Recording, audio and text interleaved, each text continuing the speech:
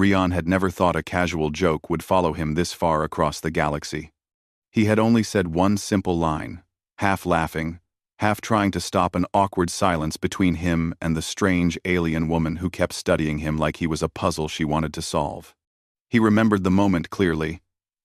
He had shrugged and said, "I'd say yes if you ever proposed," because he assumed the alien princess in front of him didn't even understand what proposed meant in human culture. But she understood. She understood too well. Now, months later, Rion stood inside the shining Hall of Judgments on the starship palace of the Lumerian Empire. Thousands of blue-white lights decorated the ceilings. Transparent walls showed the expanse of space outside. The air smelled faintly of silver mist, the kind that always made him feel like he was breathing cold moonlight. And she was standing in front of him again, Princess Arale of Lumeria. Tall, graceful, with delicate silver markings along her cheeks, and luminous purple eyes that watched every movement he made.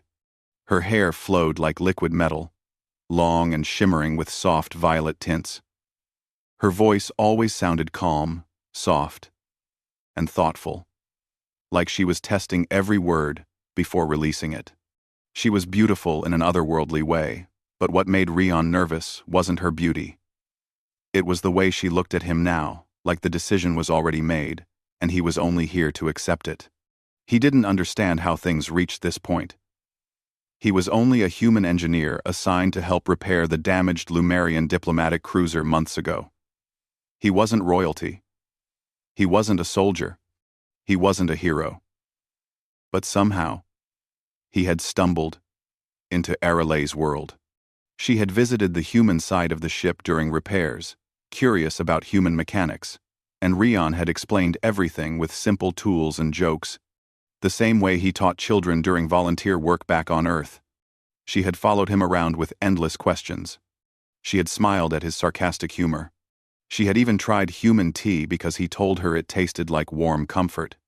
And one day, when she studied him too closely, and he felt awkward, he said that joking line, "I'd say yes if you ever proposed." He thought she would forget. But she had remembered every word. Rion inhaled slowly, trying to stay calm as a dozen alien guards watched him. They weren't hostile, but their silent attention added pressure. He didn't know why he was summoned. He didn't know why Arale suddenly needed him here. He only knew she was walking toward him with steady steps, her long silver robes fluttering like slow-moving light. Arale stopped only a few feet away from him. Her voice was soft, but it carried easily across the hall. "You came," she said. Rion rubbed the back of his neck. "I mean, it wasn't a choice. Your guards kind of escorted me." "They escorted you because I requested it," she replied gently. "I did not want you to be confused or lost in the upper halls." "You mean you didn't want me to run away?" Rion muttered under his breath. Her lips curved slightly. "You run from me often. That's because you stare at me like I'm being scanned." "I am scanning you," she said honestly. "Your species is fascinating. You act small, but feel large. You speak lightly, but carry heavy meaning. You joke to hide seriousness. And you said yes before I even asked." Rion's heart skipped.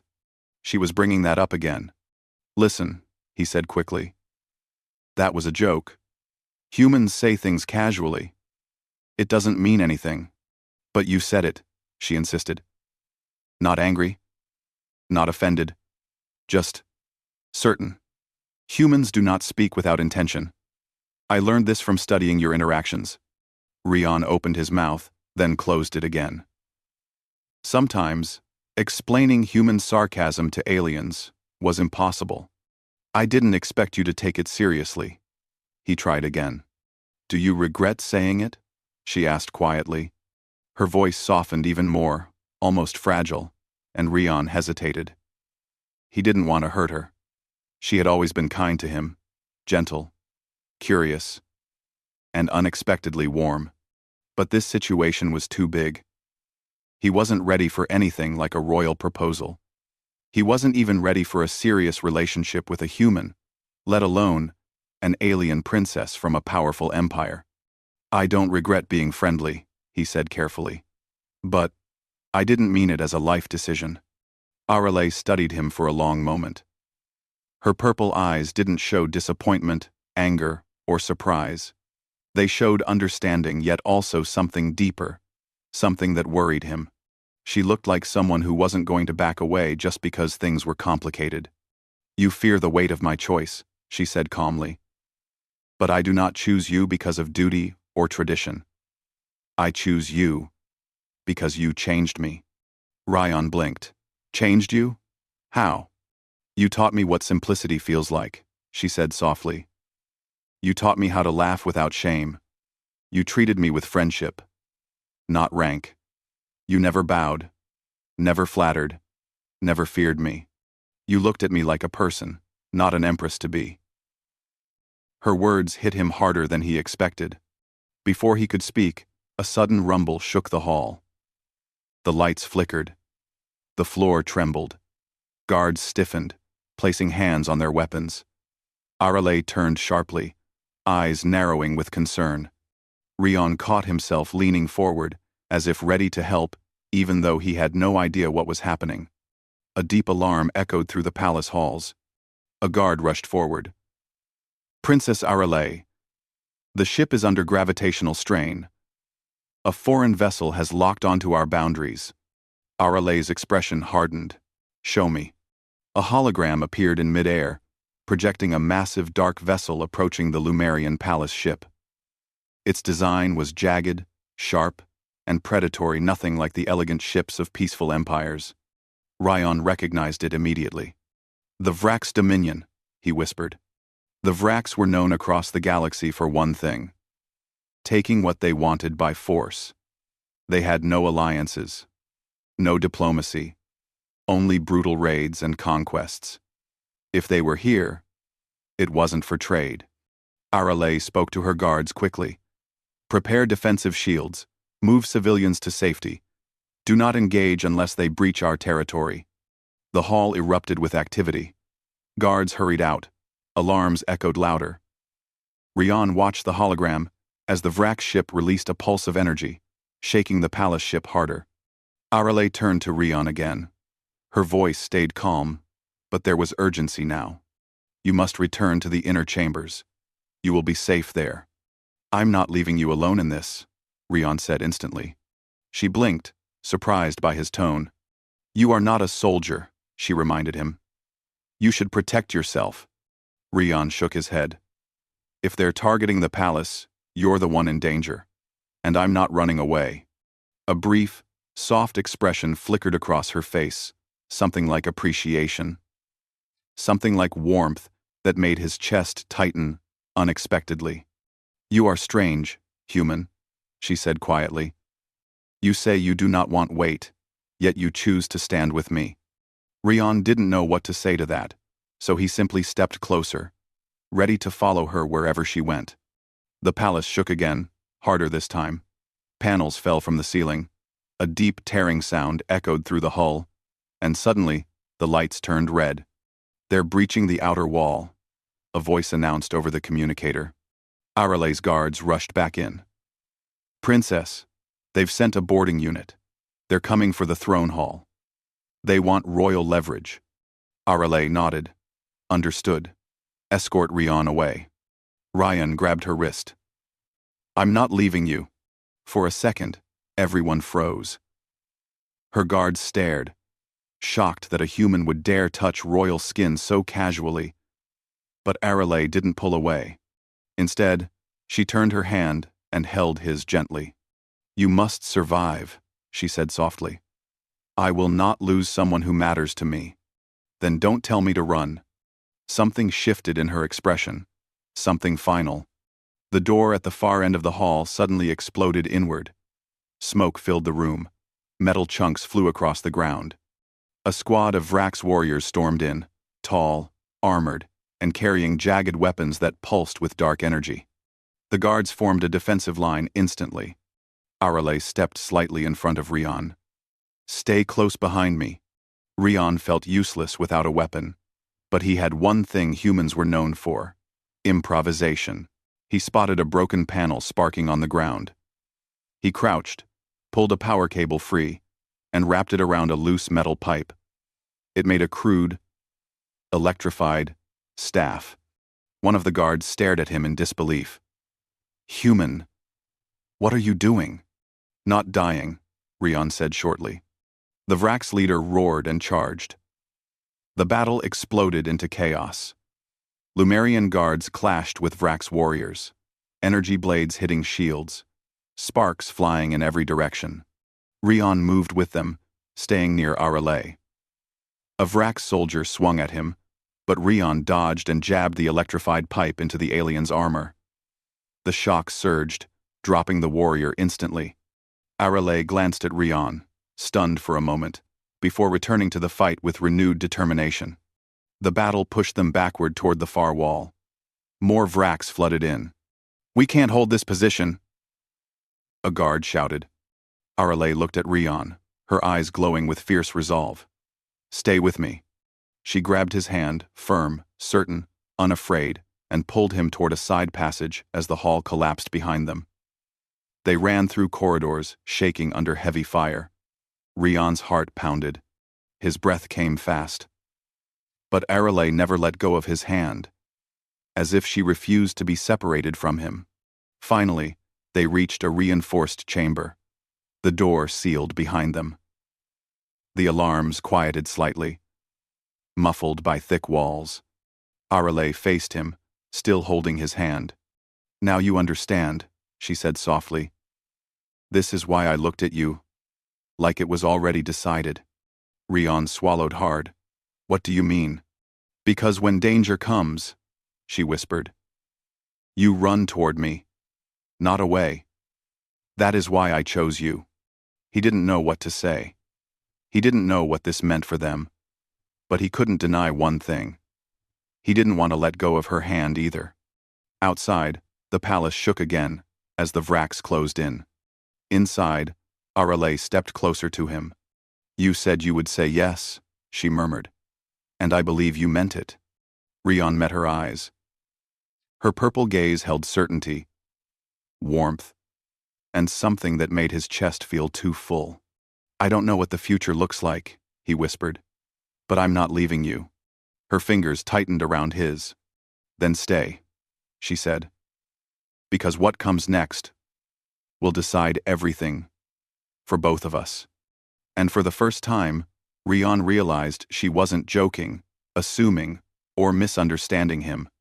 Her decision was already made. The reinforced chamber shook again, as another blast struck the hull somewhere far above them. Rion felt the vibrations under his boots, a deep tremor that reminded him how close the Vrax were getting. But even with the alarm lights blinking red and the air filled with tension, he could only focus on the princess standing a few steps away. Arale's silver-purple eyes watched him like she was waiting for something. Not an answer, not a promise, just a sign he understood what she felt.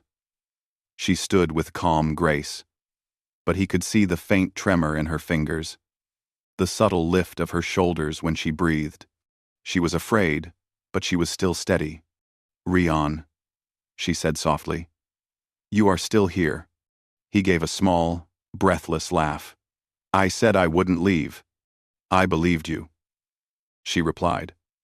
"But part of me feared you would change your mind when danger became real." Rion shook his head. "It became real the moment that Vrax's ship showed up. And I'm still here." For a moment, the soft hum of the chamber's protective barriers was the only sound. Her expression warmed, like someone who finally heard something she had been waiting a long time for. But the moment broke when a guard's voice echoed through a hidden speaker. "Princess Arale, we've lost the eastern corridor. The Vrax are forcing their way toward the central throne hall." Arale pressed a hand to her communicator. "Hold position and evacuate all injured. Delay them as long as possible." The guard answered with determination. And the line went silent. Rion stepped closer. "What are they after? You?" They want leverage, she replied. Capturing a royal heir gives them power. They could force treaties, demand resources, or destabilize alliances. So basically, they're here to take you hostage. Yes. So running away is not an option. Her eyes softened. That is why I must keep you safe. Rion let out a frustrated breath. You keep saying I shouldn't fight, shouldn't take risks. But you're the one they're trying to capture. If anyone should be protected, it's you. She blinked, surprised. You think my life has more value? Yes. Rion snapped, then stopped himself and rubbed his forehead. I mean, you're important. Your choices affect millions of people. And I'm just me. You are not just anything, she whispered. You are the reason I am not breaking under pressure right now. He froze. She stepped closer, voice soft enough that it felt like the room faded around them. You think your life holds less value because you do not rule a kingdom, but your courage changes the people around you. Your honesty steadies them. You bring clarity where there is confusion. You gave me strength when I had none. Arale. Before he could finish, another rumble shook the chamber and cut the moment in half. Panels flickered. The lights dimmed. Rion glanced at the sealed door. I think they're coming faster than expected. Arale closed her eyes for a brief moment, gathering herself, then turned toward a control panel hidden in the wall. Her fingers brushed the surface, activating a shimmering projection. It showed a map of the palace ship. Glowing lines displaying corridors, energy reserves, and security blockades. Rion stepped behind her. What's the situation? Not good, she answered. They have breached the outer levels. My guards are doing everything they can. But the Vrax leader, he came personally. That means they won't stop until they find me. So we need a plan, Rion said, analyzing the projection. Arale glanced at him, a small smile forming. You speak like someone trained in strategy. I'm an engineer, he replied. But engineering is just solving problems while everything is breaking around you. Her smile widened slightly. Then, help me solve this one. Rion studied the map. The Vrax forces were pushing toward the core. Arale's location was highlighted in bright white. The enemy was only 4 corridors away. He frowned. There's a maintenance shaft here, he said, pointing to a thin line along the map. If we move through it, we can reach the propulsion stabilizer room. It's heavily shielded. Hard to detect. We can hide there or control ship functions. Arale considered it. But it is narrow. My guards cannot fit in formation. It is risky. Risky is better than being captured, Rion argued. She hesitated for only a moment before nodding. Very well. But before they could move, another explosion echoed nearby, and the door behind them shuddered violently. Dust fell from the ceiling. A deep growl echoed from the other side, almost like the enemy leader was already there. Rion felt his heartbeat spike. We don't have time. Arale reached out, taking his hand again. Her grip was warm, firm. Then stay close, she whispered. They moved toward the side wall, where a small panel opened at Arale's touch. Behind it was a dim, narrow passage, barely wide enough for one person. Rion climbed in first, turning on a faint wrist light. The metallic tunnel stretched downward at an angle. You sure you can fit? He asked. Arale raised an eyebrow with a graceful tilt of her head. No, he said quickly. Just your royal robes. She stepped into the tunnel without hesitation, her robes brushing the sides silently. Rion nearly stumbled as he crawled forward. Clearly, behind them, the sealed door finally gave way with a loud metallic crack. Voices growled. Footsteps thundered. Rion increased his pace, and Arale followed without fear, her hand never fully leaving him as they moved. They crawled for what felt like minutes, until the tunnel opened into a tall, circular chamber humming with low energy. Rion stood carefully and helped Arale climb out. The stabilizer room glowed with blue light, its walls covered in rotating rings of energy. It was warm, almost too warm, but it was safe, at least for now. Arale exhaled slowly. "We have a moment. We have a moment." "We need more than a moment," Rion replied, looking at the structural readouts. "They'll track power fluctuations eventually. We need a distraction." Arale's eyes glimmered. "You have an idea." "Maybe," he said. "If we overload the outer stabilizer coils just a little, it'll cause a false reading near the ventilation chambers. The Vrax will think we escaped there." "But will it cause damage?" she asked. "Only to their pride," he replied with a grin. She studied him again openly, warmly, as if she couldn't understand how a human could joke while the world burned around them. "You are different from other humans," she murmured. "When faced with danger, you become sharper, not weaker." "You haven't met enough humans," Rion said quietly. "Perhaps not," she answered. "But I have met you, and that is enough." He felt his chest tighten, the way it always did when someone believed in him more than he believed in himself.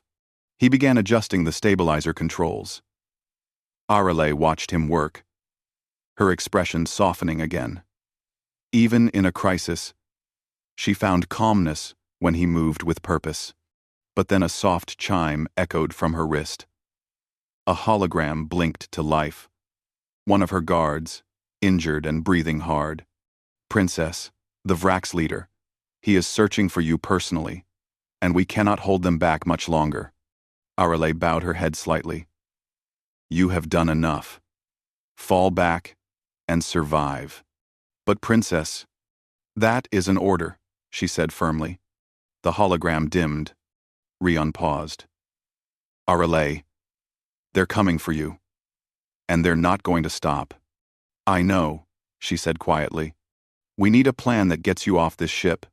She shook her head. "If I flee, the Vrax will punish my people. A leader does not run.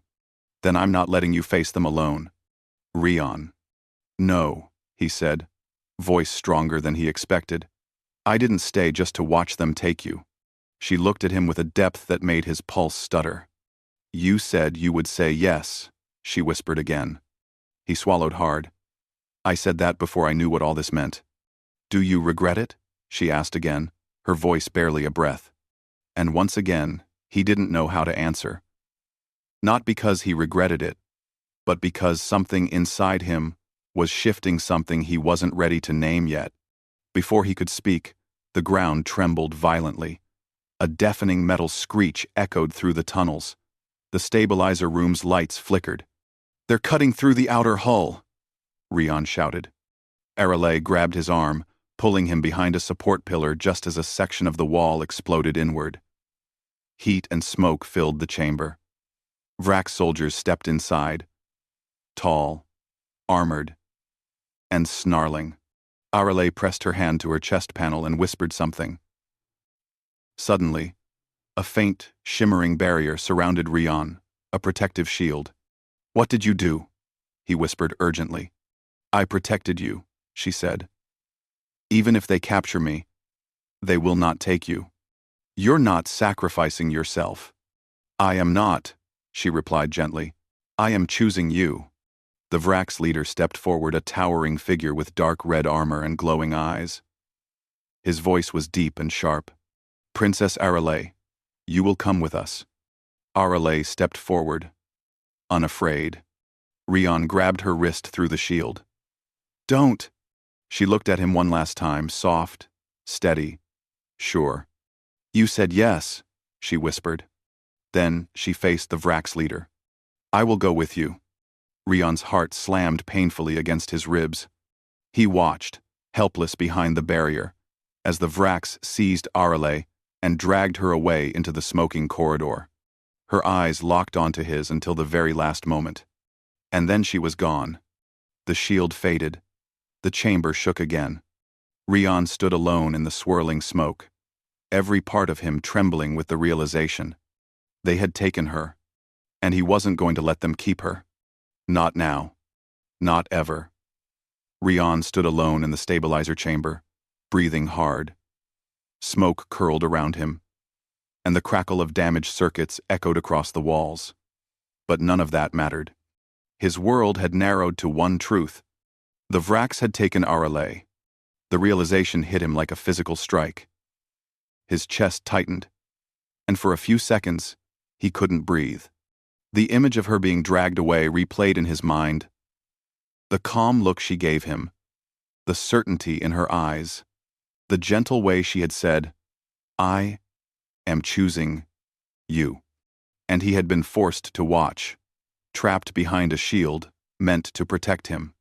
Rion clenched his fists, the frustration burning inside him. "No," he whispered to the empty room. "This isn't how it ends." He wasn't a soldier. He wasn't a hero.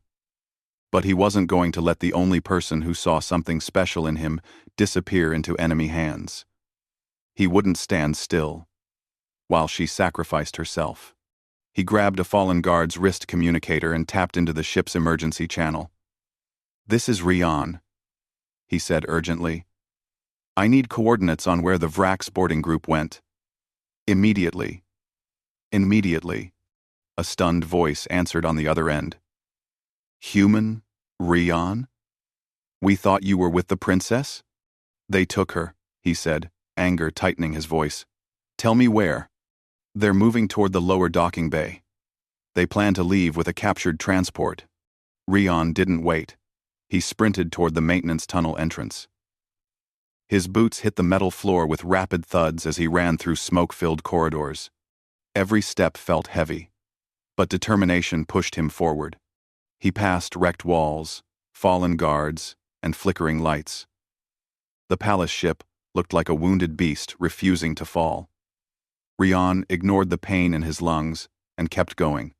He reached a sealed door and pried it open using a loose metal rod. Sparks burst as he forced the mechanism apart. He slipped through and followed the map glowing on the communicator. Finally, he reached a large lift leading to the lower docking bay. The lift doors were jammed open, twisted from earlier explosions. Rion climbed down the emergency ladder, trying not to look at the endless drop below. The docking bay was massive.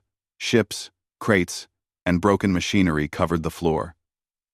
The air smelled of fuel and burning metal. Rion crouched behind a fallen cargo beam and peeked around. There on the far side, a group of Vrax warriors were marching toward a shuttle. Arale walked between them, her hands bound with glowing restraints. She kept her head high, refusing to look afraid. The Vrax leader walked beside her, towering and armored. His deep voice rumbled across the bay. "You should have hidden better," he growled. "Your guards fought bravely, but your people's weakness makes your capture easy." Arale didn't speak. Rion's jaw clenched. He scanned the area quickly. There were scattered tools, broken parts, and abandoned gear everywhere perfect for improvising. He spotted a collapsed maintenance cart with emergency power cells still glowing inside. He grabbed one, feeling its heavy weight. He whispered to himself, "Okay, Rion. You fix machines, not fight alien armies. But this time, no choice." He slipped around machinery, staying low, moving closer. He needed a distraction, something big enough to draw every Vrax's attention. He reached a towering fuel line connected to an inactive transport. With a few quick movements, he adjusted the power cell's energy output and attached it to the fuel line's control conduit. The fuel was stable, not explosive, but the pressure system could create a massive burst of vapor. He backed away and threw a piece of metal at the fuel cell to trigger the overload. A huge blast of white vapor exploded across the docking bay like a storm. Vrax warriors shouted in confusion. The fog swallowed everything, reducing visibility to almost nothing.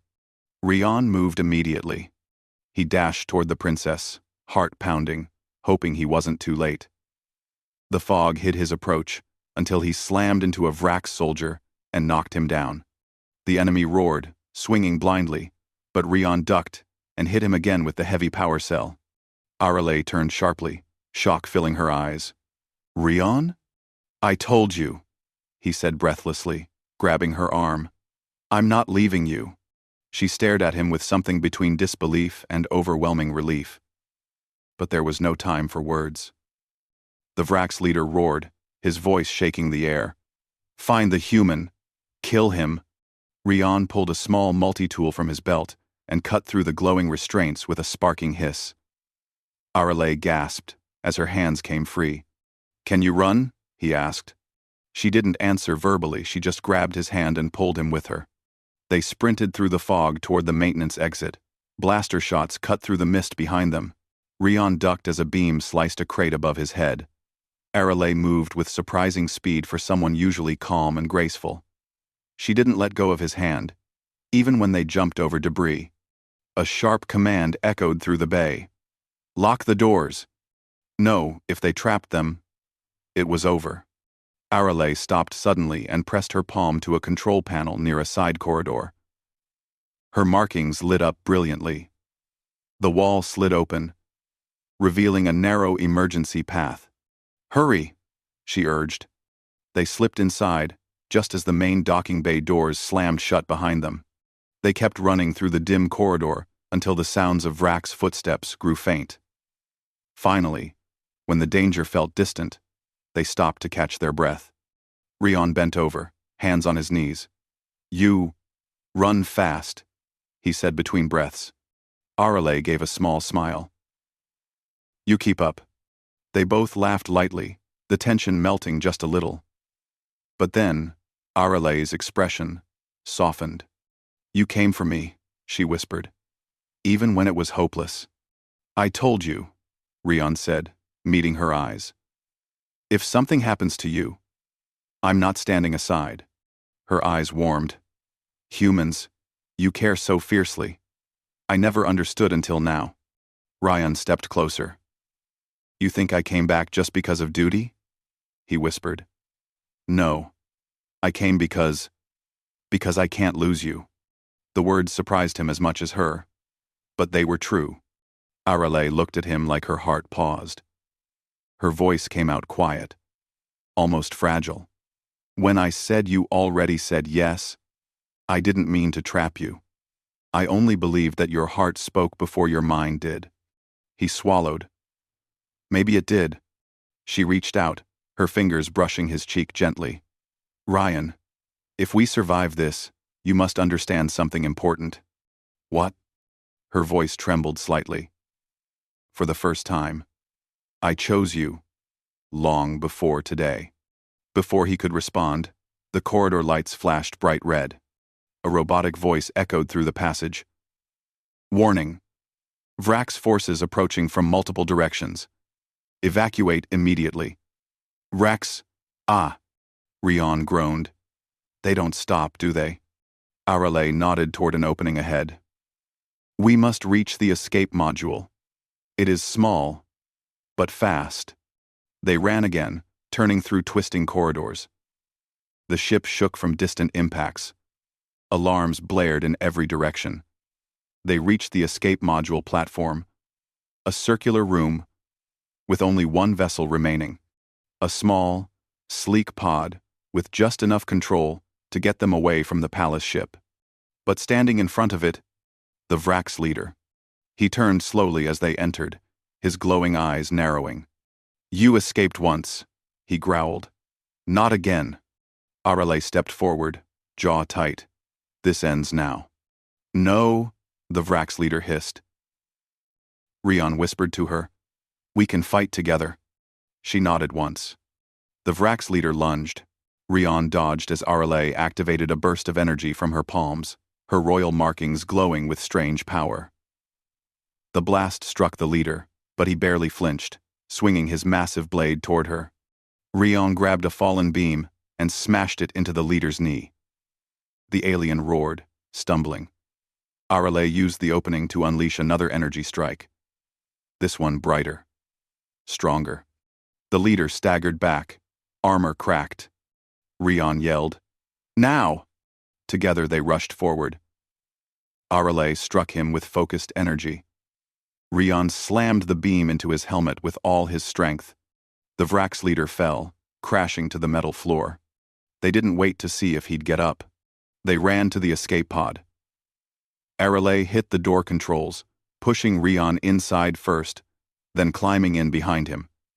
The hatch sealed, just as pounding footsteps filled the corridor. Rion strapped himself into the seat. Ready? Ready? Arale sat beside him, her hand slipping into his. With you. Always. The pod launched. A burst of bright light filled the window as they shot into open space. The palace ship behind them faded into the distance. Still fighting. Still resisting.